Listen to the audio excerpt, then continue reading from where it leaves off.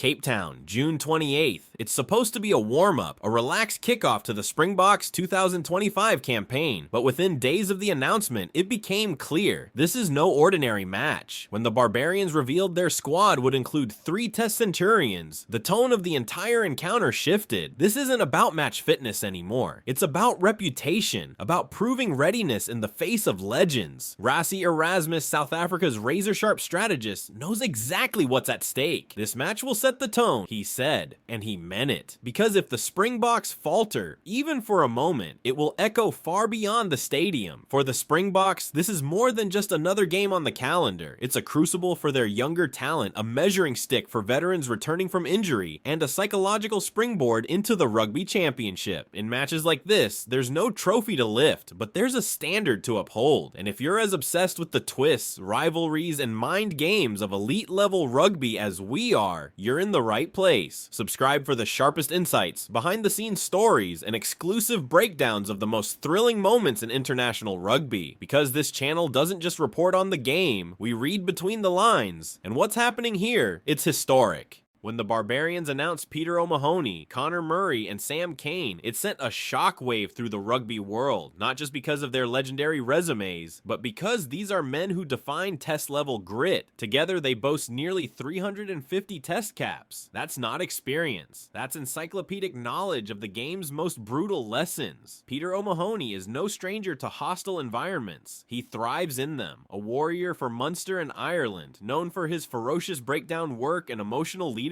He's the kind of player who doesn't need a captain's armband to take over a match. Conor Murray is pure class, an orchestrator with nerves of steel. Whether it's a Lions tour or a World Cup knockout, he remains unshaken. And Sam Cane, all black royalty, a former captain who's seen every angle of pressure imaginable, from Bledisloe battles to World Cup warfare. But why is this so important? Because the Barbarians aren't just looking to entertain, they're building a team with purpose. They've added players who can gel quickly, lead instantly, and set standards from the first whistle. This isn't a side cobbled together for a spectacle. It's a machine tuned to disrupt. And when seasoned leaders enter the field, they don't just bring tactics, they bring belief. That belief spreads, and suddenly the impossible starts to feel inevitable. Look closely at the DNA of this Barbarian squad, and you'll see something revolutionary. It's not just the marquee names, it's where they've come from. Players who've thrived in the raw physicality of Super Rugby, precision-minded warriors from the top 14 in France, tactical assassins shaped in the English Premiership. Even Japan, with its lightning-fast tempo and rising rugby IQ, has left fingerprints on this team. Robbie Deans, architect of legendary Crusaders dynasties and former Wallabies head coach, isn't improvising. He's orchestrating. His strategy is to combine flair and firepower, creating a blend of unpredictability and control that few national teams can replicate. And now he's joined by Sam Whitelock, a man whose resume speaks in thunder, 2-time World Cup winner, All Blacks icon, the kind of presence that instantly elevates a locker room. Together, they've turned the Barbarians into more than just a spectacle. This is no longer a team of temporary teammates. It's a coalition of global excellence, brought together to win. And while fans might expect some fun, cheeky plays, make no mistake, these men are coming to conquer.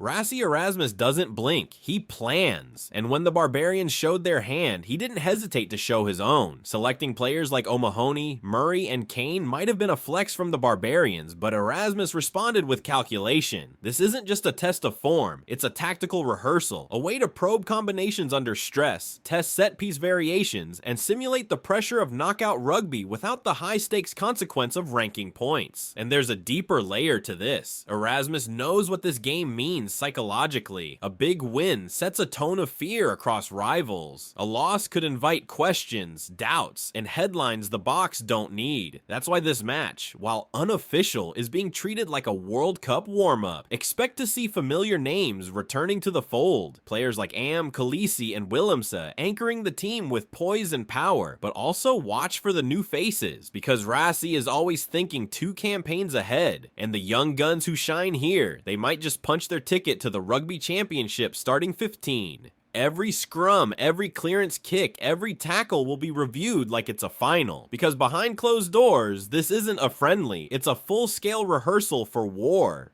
In rugby, names are more than names. They're flags planted in history. And right now, two legacies are set to collide in Cape Town. One draped in tradition, the other cloaked in unpredictability. The Springboks are more than a team. They're a movement, forged in pressure, baptized by championship fire, and defined by resilience. Every player in green and gold carries a nation's pride. But this time, they're not just defending titles, they're defending legacy. And they're doing it against a team that refuses to play by the rules.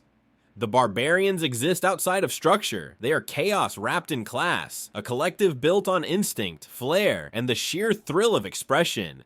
1 week, they're dazzling crowds in Twickenham. The next, challenging world champions in their own backyard. And that's exactly what makes them so dangerous. They can't be predicted. They thrive on freedom. And when you combine that freedom with the kind of experience they're bringing to Cape Town, you've got a recipe for disruption. On one side, continuity, discipline, legacy. On the other, expression, surprise, and the relentless hunger of warriors who've already conquered the sport and still have something to prove. And if you think this clash is just about strategy or statistics, think again. This is about heart, about pride, about which legacy will echo louder when the final whistle blows. Zoom out. This isn't just a chapter in South African rugby. It's a statement piece for the entire rugby world. This match, while technically friendly, could tilt the global narrative. If the Barbarians win, the myth of test invincibility is cracked. It tells the world that structure can be beaten by chemistry, by experience, by belief. If the Springboks win, it reinforces their status as the immovable force, the team that absorbs pressure, no matter how experienced or flamboyant the challenger. And then there's momentum, something no coach can buy. A Springbok victory launches their 2025 campaign with force. It makes a statement heading into the Rugby Championship, and it gives younger players the kind of confidence that only comes from battle. For the Barbarians, a win would resonate worldwide. It would send shockwaves through rugby unions, sparking debates, analysis, even fear. But perhaps more importantly, it will resonate with fans, because this is the kind of match that people remember, not because of the stakes, but because of the stories. So ask yourself this: when the dust settles in Cape Town, who will walk away with momentum? Who will walk away with belief? And who will walk away with doubt? It began as a warm-up. It ends as a reckoning. The Springboks aren't just testing tactics. They're defending their kingdom. The Barbarians aren't just showcasing skills. They're launching an assault, with legends leading the charge. Peter O'Mahony, Conor Murray, Sam Cane, Sam Whitelock on the sidelines. These aren't accidental names. They're purposeful selections. They're reminders that even the most powerful empires can be challenged, and sometimes humbled, by the unexpected. And while the scoreboard will declare a winner, the true impact of this match will ripple far beyond Cape Town, into the Rugby Championship, into team selections, into the minds of rivals. So what do you think? Will the Springboks prove they're still the undisputed titans of the rugby world? Or will the Barbarians pull off one of the most iconic upsets of the modern era? Tell us in the comments. Like this video if you live for these electric clashes. Subscribe to the channel, because we don't just break stories, we break them wide open. When the Barbarians come to Cape Town, it's not a warm-up, it's a warning.